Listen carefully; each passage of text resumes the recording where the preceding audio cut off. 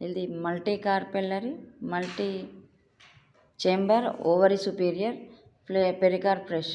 ఇందులో ఏంటంటే మధ్యలో ఫ్లవర్ లాగా ఇట్లా కార్పెల్స్ అన్నీ కూడా ఉంటాయన్నమాట. ఇది కిడ్నీ క్లీనర్గా కూడా యూజ్ చేస్తారు, డయేరియా కూడా యూజ్ చేస్తారు, పికిల్స్ బాగా చేసుకుంటారు. దీన్ని జ్యూసెస్ కూడా చేసుకుంటారు.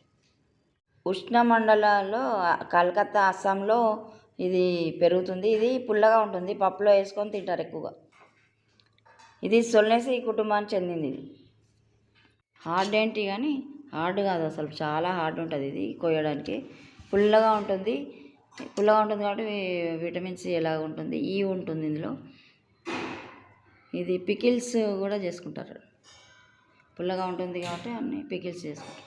ఇది గ్రీన్గా ఉన్నప్పుడే దీన్ని కోయడం ఈజీ, లేకపోతే చాలా కష్టం, హార్డ్ అయిపోద్ది, కష్టం దీన్ని కోయడం. కొంచెం జిగురులా ఉంది ఇది. అలాగే ఏంటంటే వగరుగా ఉంది, కొంచెం వగరు పులుపు జిగురుగా ఉంది. ఇట్లా పట్టుకుంటే ఇట్లా అతుక్కుంటుంది.